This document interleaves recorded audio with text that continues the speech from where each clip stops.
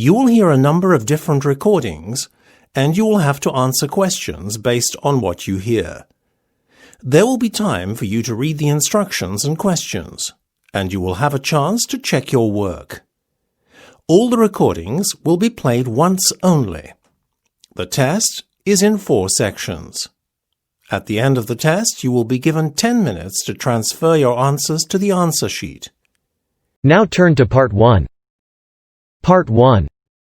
You will hear a woman talking to a man who works in a tourist information office. First, you have some time to look at questions 1 to 10.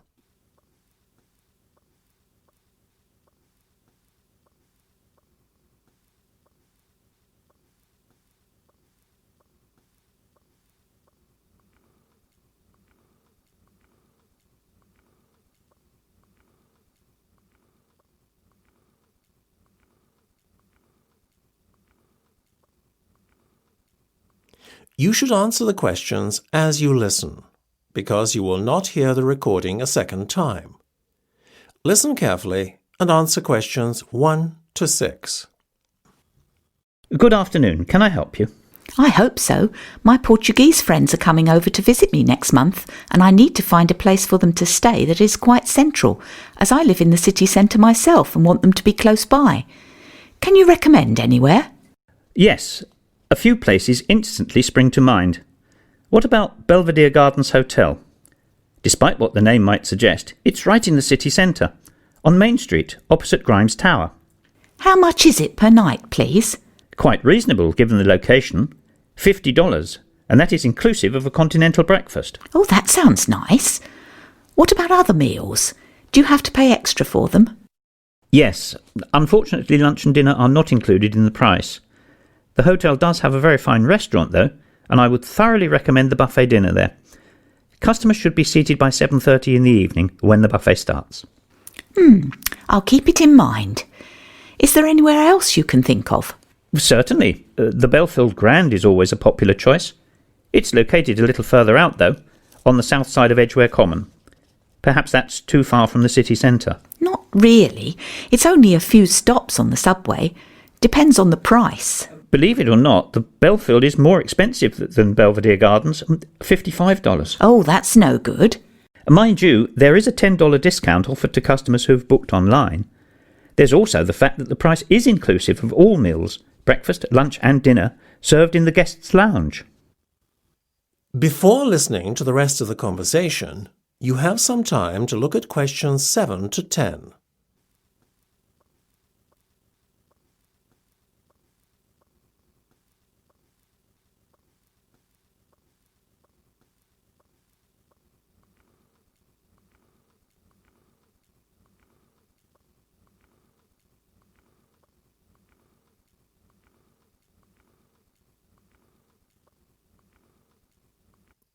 Now listen and answer questions 7 to 10. I like the sound of this hotel more and more. The Belfield, then, so far. Is there anywhere else? Well, you should also consider the Maple View. I don't think I'm familiar with that one. You should be. It's right in the heart of the city, next to the entrance to the pedestrian zone that runs along High Street. Sounds lovely being so close to the shops. Tell me more. It gets better. The price per night is only $28 on weekdays, though an additional $12 is charged on weekends and bank holidays. Sounds like great value for money. It is. That's why you have to book well in advance of your stay. How soon should I book then? Yesterday might not be soon enough. Yikes! I'd better get cracking. Thank you so much for your help. You're very welcome. That is the end of Part 1. You have half a minute to check your answers.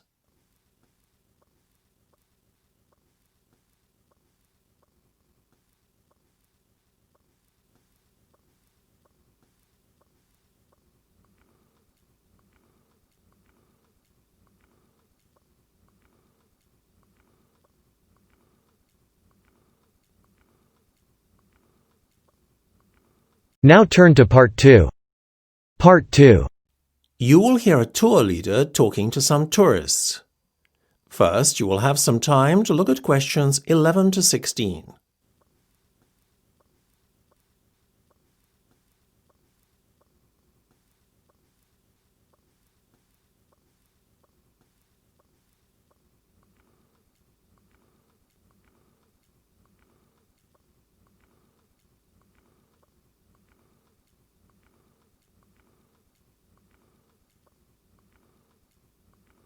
Now listen carefully and answer questions 11 to 16. OK, ladies and gentlemen, may I have your attention, please? So, here we are at King's Cross Station. We'll be leaving from here in just over an hour to catch a tube from the underground station, so you'll have a bit of time to look around. But first things first, just so as you can get your bearings and find your way around this rather complex and confusing station, I will point out essential areas as well as points of interest. At the moment, we are standing in King's Cross Square, facing two main exit doors, one off to our left and the other off to our right. The exits lead from the main platform area, which can be accessed by several entrances, one of which is located just a bit further away to your left, although it is obscured by a wall from where we're standing. Oh, by the way, that building standing on its own, the larger, not the smaller one, on your far left is the Great Northern Hotel. The taxi rank is sandwiched between it and the left luggage office. So, before I go on to a description of the main shopping and platform areas at the other side of the station wall, I'd like to point out the most important point of all, the underground station, which is where we need to meet promptly for departure. Luckily, it's quite prominent as it's located away from the shopping and platform area of the station. It's just over there on the corner, in between the entrance I mentioned earlier and the exit nearest to the hotel from where we're standing now. Now, for those of you who would like to grab a bite to eat or do a bit of shopping, you can enter the shopping area by that entrance door over there. It's by far the nearest entrance. You will find several clothes shops in this area, in addition to a fast food outlet. When you go in the entrance, if you go straight ahead rather than turning left into the other part of the shopping complex, you will find two buildings facing one another. Within these buildings are several shops and eating places. In the building immediately after the ticket barriers on your right, you will find that the first shop you come across is the fast food outlet, Burgerland. If you need to avail yourself of the toilet facilities, then carry straight on past Burgerland, and they're at the far end of the building. In between the toilets and the ticket office is the disabled meeting point. You will have to enter through this area in order to gain access to the toilets. If you would like to go up to the second floor, where there are one or two shops and a pizzeria, then as you enter the shopping area through the main entrance, instead of going straight ahead, you turn off to the left. The escalators are immediately on your left again. When you go up the escalators, you will see two buildings again on your left. Go past the first building, and the pizzeria is the first shop that you come to in the second building. Now, I would just like to ask, are there any Harry Potter fans with us today? Ah, good. Yes, I see several hands raised. Well, there's a treat in store for you if you go to the far end of the second building and take the escalator down again to the ground floor. As you reach the bottom of the escalator, turn right and carry on walking, keeping the ticket barrier on your left all the time. Don't turn off left, but carry on walking until you find yourself up against the station wall. This is the famous Platform 9 3/4, immortalised by J.K. Rowling in her Harry Potter books. You'll see half a trolley embedded in the wall to mark the spot. So, those are the main things to do and see. I hope you enjoy yourselves, but please meet me at the underground entrance promptly for departure. Don't be tempted to board the Hogwarts Express on Platform 9 3/4. Before you hear the rest of the discussion, you have some time to look at questions 17 to 20.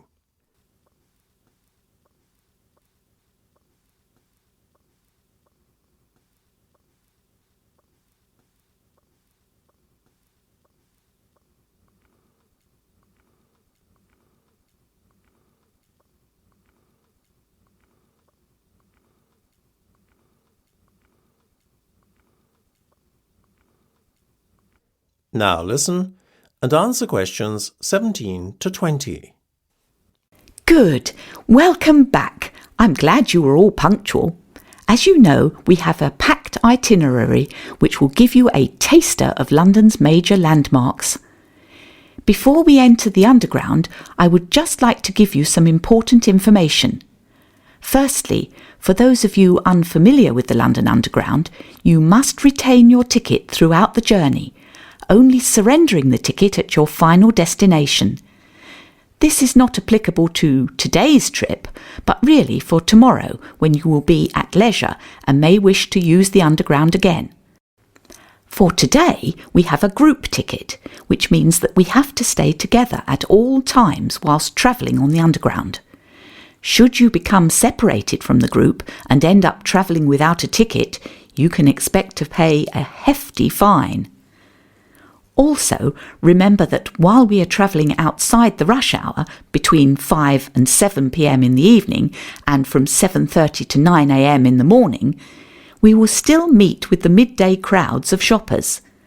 Sometimes there is only standing room at such times, so you will be lucky to get a seat at all. Priority seats do exist if you are unable to stand, although this is rarely enforced and is at the discretion of the passenger occupying such seats. Beware of pickpockets too. There are many opportunist thieves who prey on unsuspecting travellers. Obviously, keep your valuables tucked away, ensuring wallets, etc. are not visible. So, that's all for now. Let's get on with the tour. Follow me and please keep close to your group members to avoid getting separated. That is the end of part 2. You have half a minute to check your answers.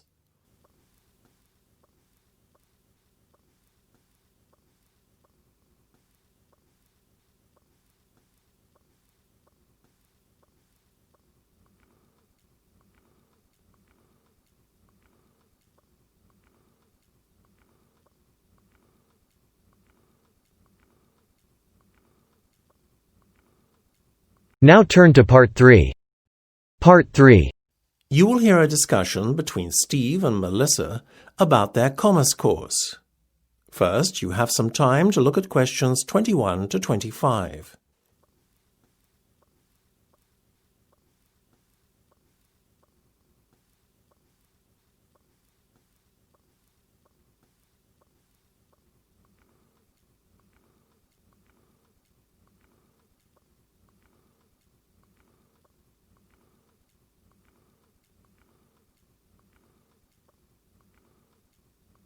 Now listen carefully and answer questions 21 to 25. Hey, Melissa, how's it going? Great! I'm really pleased to have the exams behind me. Now I'm looking forward to a break for the summer, as I know next year is going to be unbelievably difficult, being our final year and all. You? Same. Pleased to be finished, but dreading next year, though. Well, I wouldn't exactly say I'm dreading it, but I know what you're saying. At least we're going to have smaller classes next semester. How do you mean? Didn't you hear? The Commerce faculty just got approval to build a new state-of-the-art lecture building over the summer months. It's expected to be finished by the start of term. Fantastic! No more lecture theatres crammed with over 200 people. That'll make a pleasant change. How on earth are they paying for it, though? I thought the college was reining in its expenditure and decreasing spending. It is, but the grant has been approved for the best part of 3 years, so they have no choice but to provide it now that the project is going ahead. After all, those funds are supposed to have been set aside especially. So what's taken so long for construction to start? You see, the grant only covers 30% of the cost. The incoming government made a pledge during the election campaign that it would cover the other 70%, but typical of a political party, wouldn't you know, it didn't keep its promise. The College Donors Club, a group of wealthy alumni, stepped in to pledge 10% of the money needed, but the project really only got a kickstart when an anonymous donor pledged the rest. Very mysterious. Yeah, and apparently he demanded that certain changes be made to the plans before handing over the money. Like what? Well, you know the proposal to have a gym in the basement? Don't tell me that's been cancelled. Not at all. In fact, our anonymous donor friend insisted on it being twice the original size and on a relaxation room being added as well. You know, with games and stuff. Sweet. Are we still getting our new computer lab? There's always such an awful queue for the existing one. We are indeed, and next to it there's now going to be what they're calling the software zone. A place where students can access all the latest high-end software free of charge. Nice. Thank you very much, Mr. Donor. Everything else is staying, right? Lecture rooms, hardware zone, etc.? Yeah, the rest the same. Before you hear the rest of the discussion, you have some time to look at questions 26 to 30.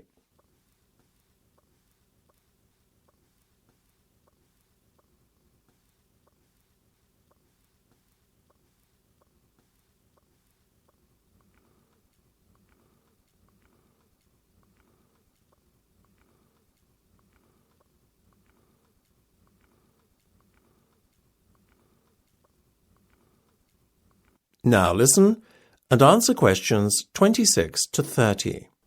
By the way, on the subject of college next year, Steve, have you decided what courses you're going to choose yet? Pretty much. I want to major in marketing, so I'm focusing on the international markets and product placement modules. Will you be joining me? Well, you know I prefer human resources. That'll probably be my major. But if you twist my arm, I'll probably join you for the first one. No way on all that product placement nonsense, though. Sounds boring. Organisational behaviour is a requirement if you want to major in HR, as is managing people, so I'll definitely do both of those. Will you join me on them then?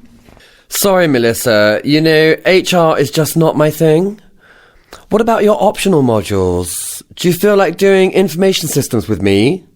We all need to know a bit about the digital world after all. I'll get back to you. I haven't ruled out public relations either. Let's chat about it again later in the week when I've had some time to think. Cool, I'll call you, okay? Sounds like a plan. I better go now. That is the end of part 3. You have half a minute to check your answers.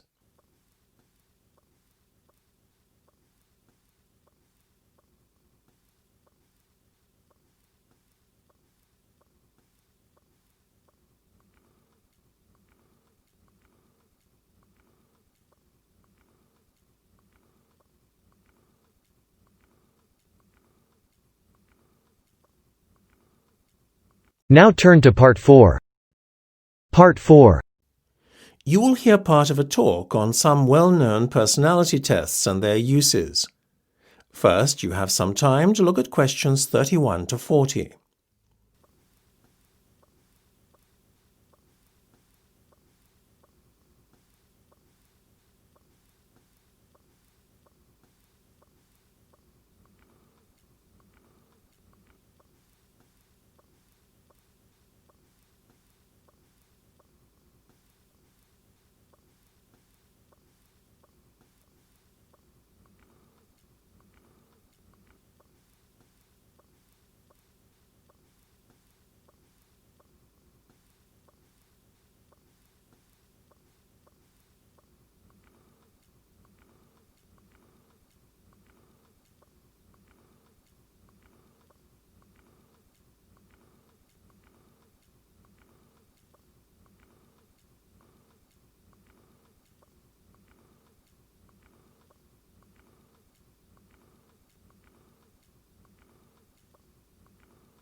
Now listen carefully and answer questions 31 to 40.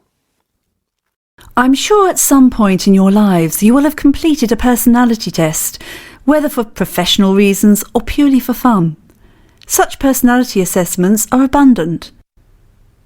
They pervade our everyday lives, since there is a fundamental human need to understand the motivation behind our own and others' behaviour.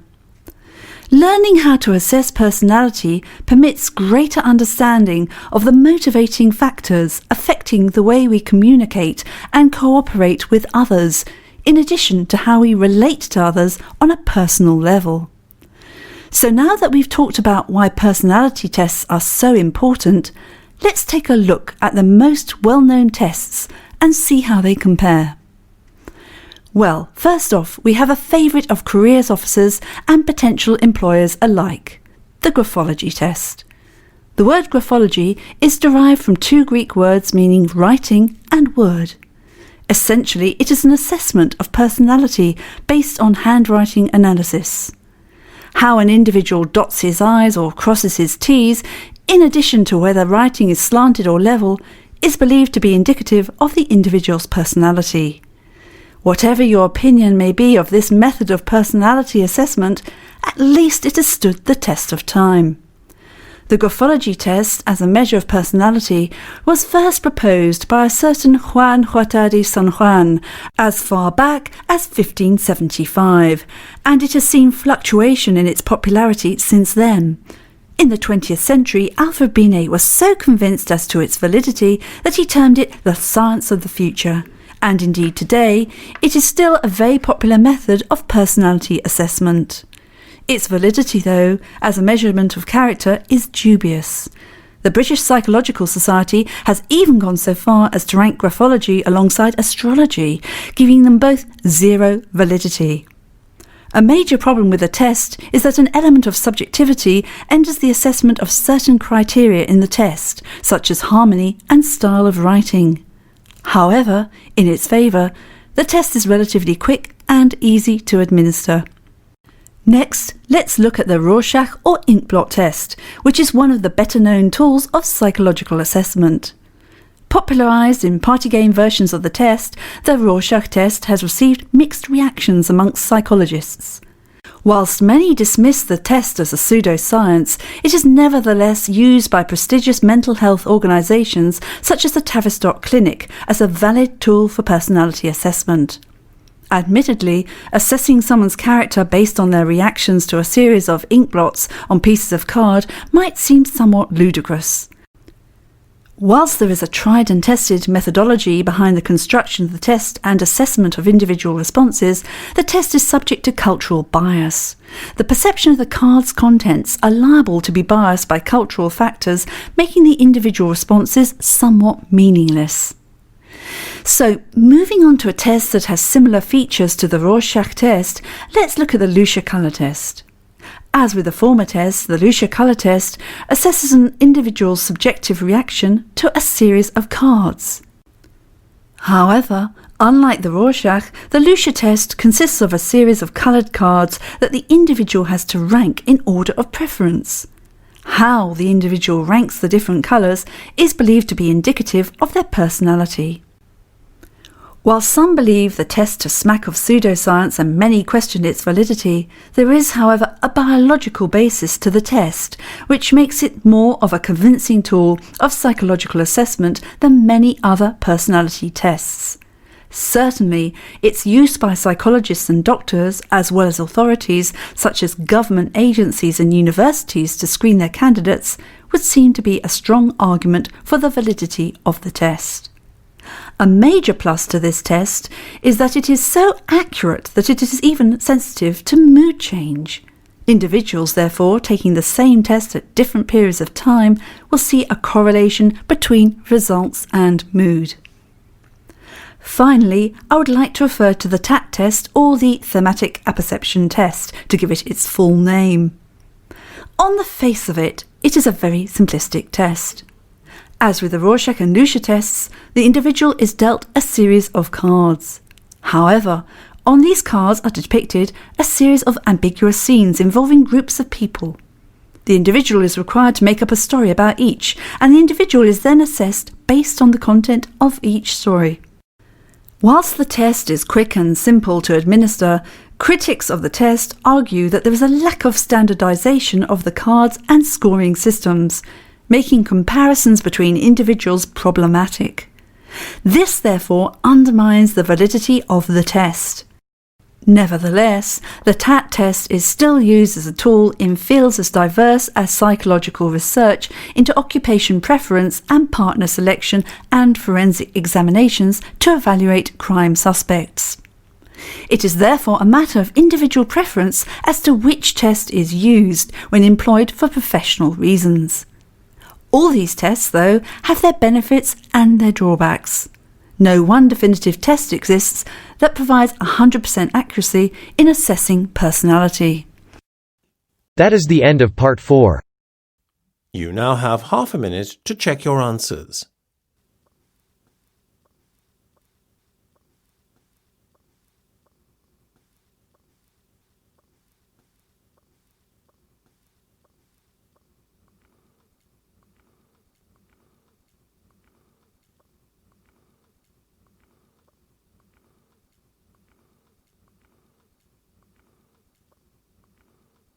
That is the end of the listening test.